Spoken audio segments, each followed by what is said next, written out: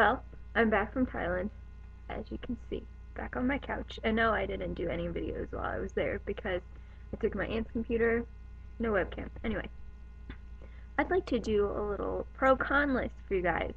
I got this fantastic, I decided to be spontaneous while I was over there, and I got this cartilage pierce here.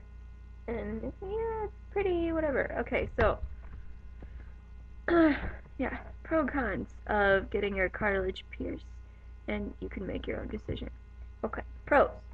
It's pretty, a little sparkly, pretty, just like getting the regular piercing. It's pretty. Also, for some strange reason, there goes my air conditioner. For some strange reason, it makes people think you're a little bit less of a wimp and a little bit less of a goody two shoes if you get your cartilage pierced. But if you get, these, it really doesn't do anything. So there's that.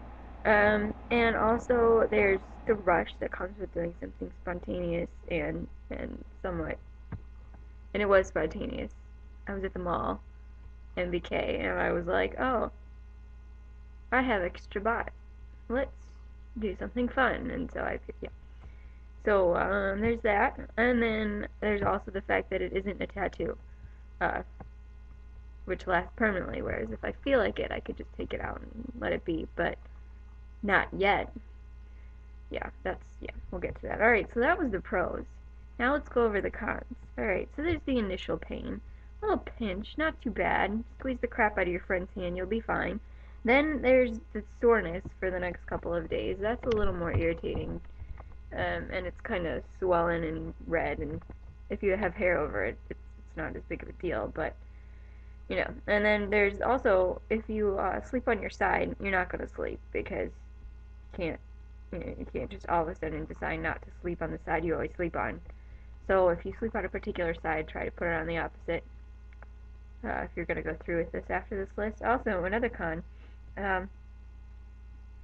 there's the panic and the sheer terror that comes with realizing that you've twisted the back off of the earring and now there's only a teeny tiny little bit of the rod sticking through your ear, your swollen red ear that you just got pierced, and you have to pull your ear out to the side in order to see it so that you can screw it back on.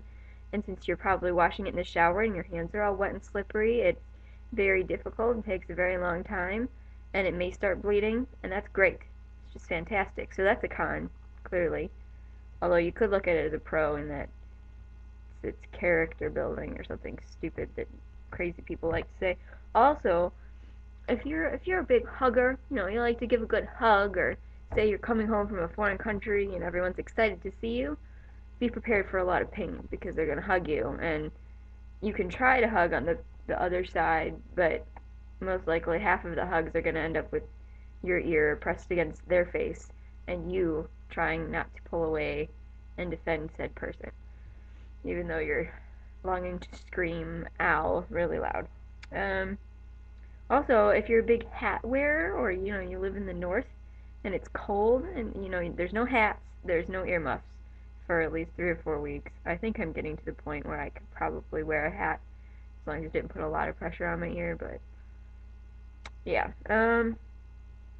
What else? Oh, it's not good if you're really into styling your hair and doing a lot of stuff with your hair, because you start putting products in your hair and it's touching your ear, it's going to get infected. If it gets infected, you're going to end up on antibiotics. I haven't done this, but I've heard of it done, so that's not good. Nobody likes to have to go to the doctor and get medicine for something that's relatively, doesn't really, inhibit you from living your life, but it's pretty painful, apparently. So you can't be putting hair products and crap in your hair, which for me isn't really a big deal, but for others it might be. Although if your hair is long, you can put it in a ponytail. I can't, so my hair is always on my ear. Some more cons. I have more.